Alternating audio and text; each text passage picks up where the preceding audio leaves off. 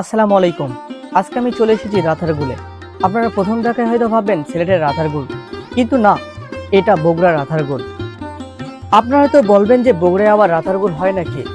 প্রথমে আমিও বিশ্বাস করিনি, বাস্তবে দেখার পর মনে হচ্ছে যে রাতারগুলের থেকে কোনো অংশে কম না।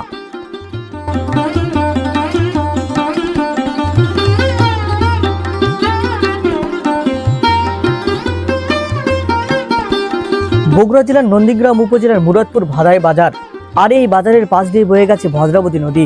মূলত এটাই সেই কাঙ্ক্ষিত জায়গা। বাজারের সাথেই ব্রিজ দেখতে পাবেন, ব্রিজের নিচে নৌকা পাবেন। সর্বোচ্চ 30 টাকায় প্রায় 2 কিলোমিটার নৌকা ভ্রমণ করতে পারবেন।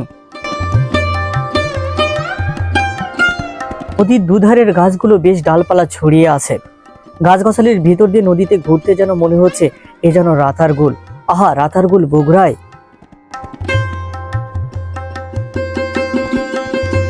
ভদ্রাবতী নদীর উৎপত্তি নিয়ে গল্প কাহিনীও শোনা যায় এলাকাবাসীর মুখে।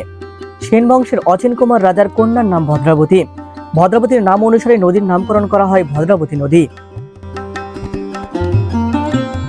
নদীর বুকে ফুটে উঠেছে কাশফুল। কাশফুলের কারণে যেন ভদ্রাবতী নদী তার যৌবন ফিরে পেয়েছে। এখানকার নৌকাওয়ালারা অনেক ভালো মনের মানুষ। নৌকায় ওঠার সময় দামাদামি করে উঠবেন।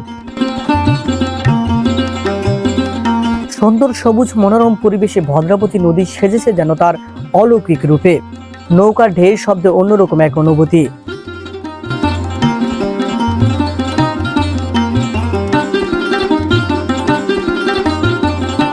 নীরব প্রকৃতি আর স্নিগ্ধ বাতাসে নিস্তব্ধতা ভেঙে গাছে বসে থাকা পাখির ডাকে যেন এক অন্যরকম ভালো লাগা।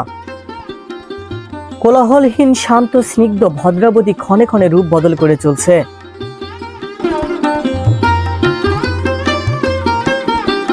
আপনারা আসলে অবশ্যই বর্ষাকালে আসবেন। জ্যৈষ্ঠ, আষাঢ়, শ্রাবণ এই 3 মাস নদীতে পানি থাকে, তারপর আর পানি থাকে না।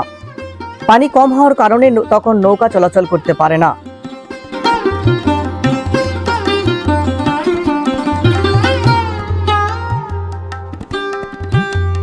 প্রায় 13 কিলোমিটার জুড়ে নদীর দুই পাশে সবুজ গাছপালা দিয়ে যে সুন্দর মনোরম পরিবেশ তৈরি হয়েছে, সেটা দেখতে ছুটে আসে বিভিন্ন এলাকা থেকে দর্শনার্থীরা। আপনারা চাইলেই কম টাকায় রাতারগুলের ফিল নিতে পারেন। আপনারা যারা কম খরচে রাতারগুল ভ্রমণ করতে চান, তারা অবশ্যই এই জায়গাতে একবার হলেও ঘুরে আসবেন। আর কে কে গেছেন অবশ্যই কমেন্ট করে জানিয়ে দেবেন।